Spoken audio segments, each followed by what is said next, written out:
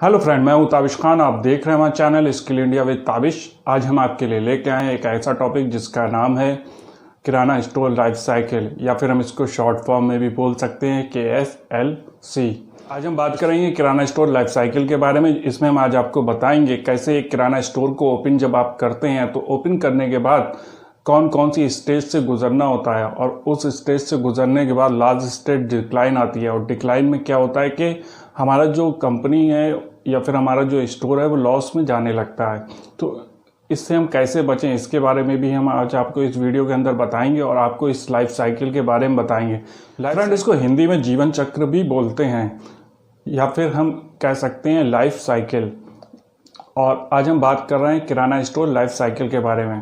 तो फ्रेंड, आपसे एक रिक्वेस्ट करना चाहूँगा कि इस वीडियो को पूरा देखिएगा, बीच में स्किप मत कीजिएगा, क्योंकि आपके अगर बीच में स्किप करते हैं तो आपको पूरा वीडियो में जो इन्फॉर्मेशन दी गई है वो आपकी अधूरी रह जाएगी। इसलिए आप प्लीज़ जो है इस वीडियो को पूरा देखिएगा एंड तक।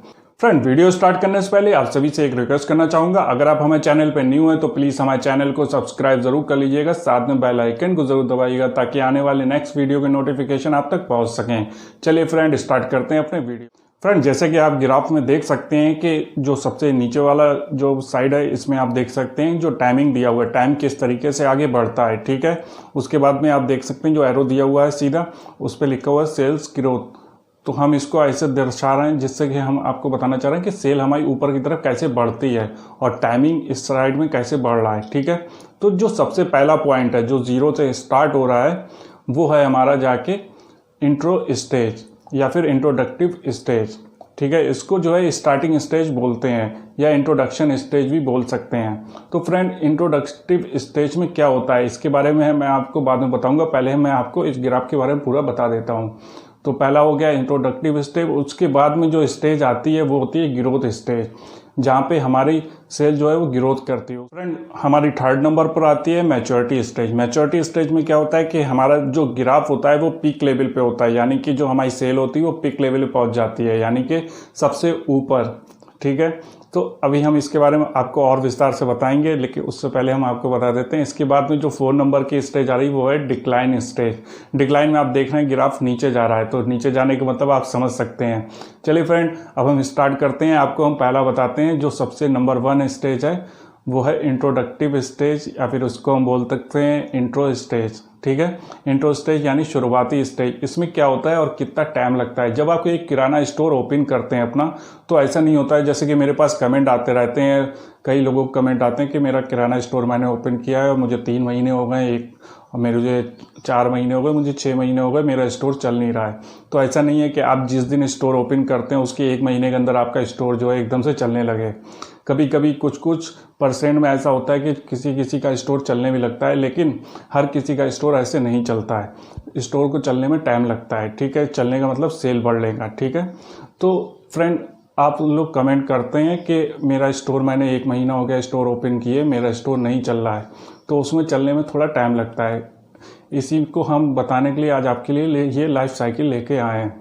तो इंट्रोडक्टिव स्टेज में क्या होता है, जैसे मान लीजिए आपने एक किराना स्टोर ओपन किया, ठीक है। तो आप मान लीजिए कि फॉर एग्जांपल आपका 0 से और 6 मंथ तक हम टाइम देख रहे हैं एक तरीके से, ठीक है, कि हमारा 0 से 1 दिन से लेके जिस दिन हमने स्टार्ट किया अपने स्टोर को, उससे लेके और जो हमारा आने वाला 6 महीने हैं, उस 6 महीने तक हमारा जो स्टेज रही वो इंट्रोडक्टिव स्टेज रही। इस स्टेज के अंदर क्या होता है कि हमने अपनी शॉप के अंदर जितना भी इंटीरियर कराया है, इंटीरियर में दुकान की साज सज्जा या फिर सजावट जो हमने की है दुकान की, उसमें हमारा कुछ ना कुछ एक्सपेंसेस हुआ है। पेंट लगा है, ठीक है, रैक बनवाई, उसमें खर्चा हुआ है, ठीक। और इस तरीके से हमारा उसमें खर्चा होता है, ठीक है। उसके बाद में हमने उसमें जो प्रोडक्ट रखाए हैं, ठीक है, जो माल भरा है, स्टॉक भरा है, उसमें हमारा एक्सपेंसेस हुए हैं, खर्चा हुआ है, ठीक है। उसके बाद जो हमारी दुकान का रेंट आएगा उसका खर्चा होगा, बिजली का बिल आएगा, इलेक्ट्रिसिटी बिल, उसका भी खर्चा होगा, ठीक है। जो हमने सेल्समैन रखे हैं, ठीक है, उनको हम सैलरी देंगे, तो वो भी हमारा कहीं ना कहीं खर्चा ही होगा, ठीक है। अब ये सारे खर्चे हो रहे हैं। उसके बाद में आप जब अपनी स्टोर को या फिर किराना स्टोर को ओपन करते हैं तो आप अपने छोटे छोटे पैम्पलेट भी छपवाते हैं, ठीक है। वो अपने आसपास के जो किराना स्टोर के जो घर होते हैं, जो कॉलोनीज होती हैं, वहाँ पे बढ़वाते भी हैं कि हमारा स्टोर यहाँ पर ओपन हुआ है, ठीक है। तो इतना सब करने के बाद में आपका यहाँ पर क्या हुआ कि खर्चा ज़्यादा हो रहा है, ठीक है, एक्सपेंसेस ज़्यादा हो रहे हैं और सेल आपकी कम हो रही। क्यों? क्योंकि आपका स्टोर नया है, अभी लोग उसे जानते नहीं हैं। जानने में, आपकी सर्विस को समझने में, जब आपके पास कोई एक कस्टमर आएगा फिर आपकी वो सर्विस समझेगा, ठीक है, उसमें आपका करीब 6 महीने का टाइम लग जाएगा जब आपकी सेल जो है एक नॉर्मल वे में आएगी। यहाँ पर क्या होगा, 6 मंथ तक आपकी सेल तो कम होगी लेकिन आपके खर्चे ज़्यादा होंगे, ठीक है। इस चीज़ का आपको ध्यान रखना है। दूसरी चीज़, लोग कहते हैं कि अभी मेरे पास कुछ कमेंट आए हैं जिसमें उन्होंने बताया है कि हमारे जहाँ पर मेरी शॉप है वहाँ पर पहले से 15-16 दुकानें हैं और वहाँ पर मैंने अपनी शॉप ओपन की है लेकिन मेरी शॉप अभी भी चल नहीं रही है।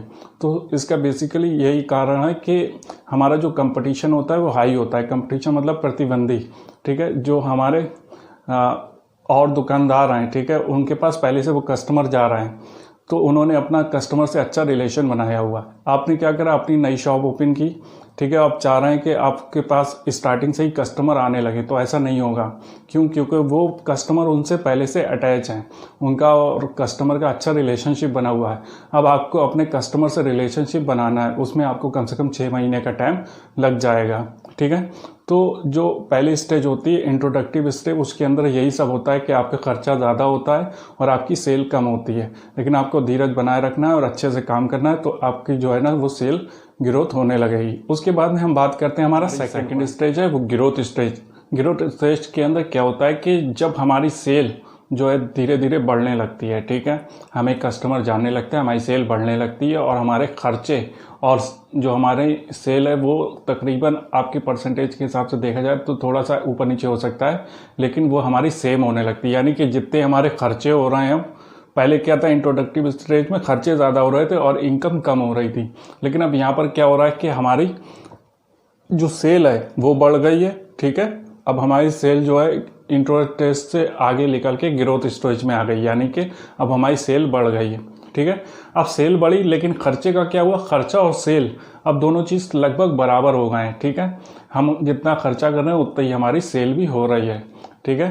तो ग्रोथ स्टेज में यही होता है कि आपकी जो सेल होती है वो भी आपकी बराबर होती है और आपकी खर्चे जो होते हैं वो भी आपके बराबर होते हैं, ठीक है। तो जितना, जैसे कि आप इंट्रोडक्टिव स्टेज में आप जितना खर्चा कर रहे थे आप उतना ही खर्चा एक ग्रोथ स्टेज में भी कर रहे हैं, लेकिन अब आपके पास क्या है, कस्टमर ज़्यादा आने लगे क्योंकि आपकी शॉप अब पुरानी होने लगी, लोग उसे जानने लगे, आपकी सर्विस को पहचानने लगे, ठीक है, आपके कस्टमर के साथ रिलेशनशिप बनने लगे।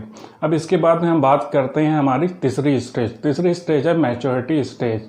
इस स्टेज की सबसे ज़्यादा अहम भूमिका है बिजनेस में, ठीक है। तो इसमें क्या होता है कि आप ग्राफ देख सकते हैं, जो सबसे ग्राफ जो है पिक लेवल पे है, सबसे ऊंचा लेवल, ठीक है। यहाँ पर क्या हो रहा है कि जो सबसे पिक लेवल पे ऊपर जाके सेल बन रही है, तो इसका मतलब ये है कि यहाँ पर अब आपका जो है वो दुकान बहुत अच्छे से चल रही है, ठीक है। जो आपका किराना स्टोर है बहुत अच्छे से चल रहा है, यहाँ पर आपकी सेल ज़्यादा है, ठीक है, और ख़र्चे आपके बिल्कुल ख़त्म हो गए, यानी कि खर्चे आपके हो गए 30% और सेल आपकी हो गई 70%, ठीक है।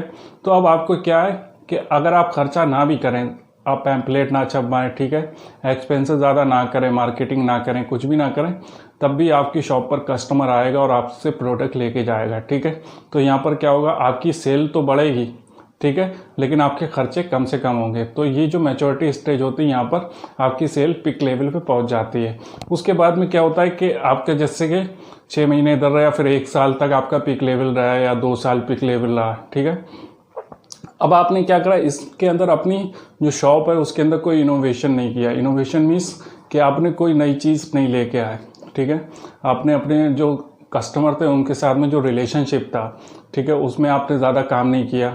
आपने कहा मेरी तो सेल हो ही रही भाई, अब मैं क्यों आगे बढ़ूं, ठीक है। अब सेल होती रही, क्या हुआ, फिर आपके आसपास भी और दुकानें ओपन हो गई। अब उन्होंने क्या करा, आपसे अच्छी सर्विस देने लगे, ठीक है। आप जो प्रोडक्ट में आप क्वालिटी दे रहे थे, आपसे अच्छी वो प्रोडक्ट की क्वालिटी भी देने लगे। आपने ध्यान नहीं दिया, क्यों? क्योंकि आपकी सेल हो रही थी, अच्छी खासी सेल चल रही थी, ठीक है, तो आपने ध्यान नहीं दिया। लेकिन वो लोग ने क्या किया, अपना पहले से एक इंट्रोडक्टिव स्टेज पे लाए, फिर वो अपनी ग्रोथ स्टेज पे लाए, फिर वो अपनी मैच्योरिटी स्टेज में शॉप को लेके चले आए और आपका कस्टमर क्या था, वो उनके पास जाने लगा।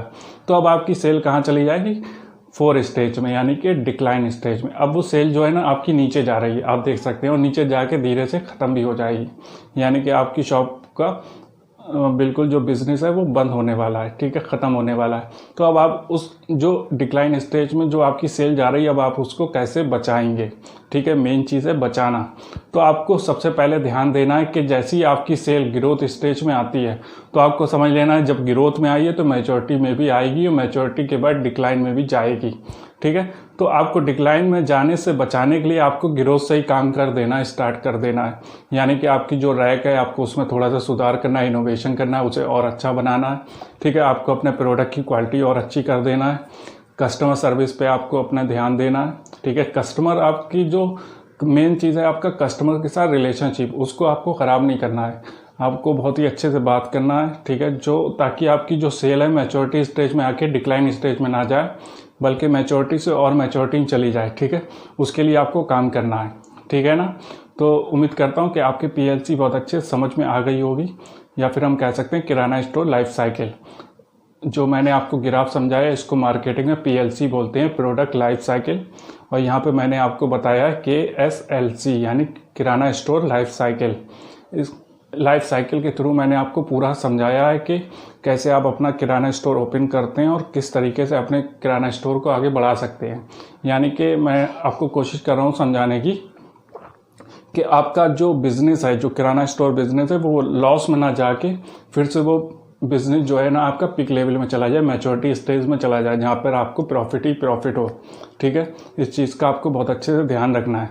इसके फ्रेंड जो आपकी मैच्योरिटी स्टेज थी वहाँ पर क्या हुआ था कि आपका जो सेल था, ठीक है, वो सेल ज़्यादा था और जो आपके एक्सपेंसेस हुए वो मिनिमम हो गए, कम से कम एक्सपेंसेस हो गए। लेकिन डिक्लाइन में क्या हो रहा है, डिक्लाइन में आपके एक्सपेंसेस फिर से बढ़ गए, ठीक है, आपके खर्चे बढ़ गए और आपकी सेल डाउन होने लगी।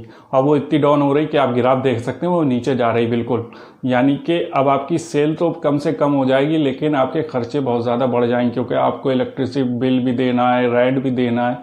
जो आपके प्रोडक्ट लगे हैं वो रैक के अंदर ख़राब हो सकते हैं क्योंकि एक्सपायर हो सकते हैं, ठीक है। तो उससे भी आपको अपने प्रोडक्ट को बचाना है। लेकिन आपके जो कस्टमर आए, ठीक है, वो दूसरी दुकानों की तरफ चले गए। क्यों? क्योंकि आपने कस्टमर सर्विस पे अपनी ध्यान नहीं दिया। तो आपको इस चीज़ की गांठ बांध लेनी है और सबसे ज़्यादा इस चीज़ पे फोकस करना है कि आपकी जैसी ग्रोथ स्टेज आती है तो आपको अपनी कस्टमर सर्विस बेस्ट बना के रखनी है। आपकी क्वालिटी गुड होना चाहिए, जो प्रोडक्ट की क्वालिटी वो गुड होना चाहिए। आपकी कस्टमर सर्विस बहुत ही ज़्यादा गुड या फिर एक्सेलेंट होनी चाहिए, जिससे कि आपका कस्टमर आपसे कटे ना और वो आपसे जुड़ा रहे, ठीक है। तो मेरा जो मेन मोटिव था किराना स्टोर लाइफ साइकिल में आपको समझाने का वो ये था कि आप कैसे अपनी एक किराना स्टोर ओपन करते हैं तो आपको किस तरीके से पेशेंट बना के रखना है, धीरज बना के रखना है कि आपकी शॉप एक दिन चलेगी ज़रूर, ठीक है। लेकिन आपको अपनी शॉप पे चलने के लिए आपको कुछ ना कुछ वर्क करना होगा। वर्क मीन्स कस्टमर सर्विस, ठीक है। आपको अपने टाइमिंग, स्टोर का टाइमिंग जो है वो, इन सब चीज़ों पे आपको ध्यान रखना होगा। अपने प्रोडक्ट की क्वालिटी के ऊपर ध्यान रखना होगा कि आप कस्टमर को जो प्रोडक्ट दे रहे हैं वो अच्छी क्वालिटी का दें, ठीक है। इस तरीके से अगर आप वर्क करते हैं तो आपका किराना स्टोर बहुत अच्छे से चलेगा, ठीक है। और उम्मीद करता हूँ कि जो मैंने आपको जानकारी दी वो आपके अच्छे से समझ में आई होगी। अगर आपको हमारा चैनल अच्छा लगता है तो प्लीज़ इसको सब्सक्राइब ज़रूर करें, साथ में इस वीडियो को शेयर ज़रूर करें।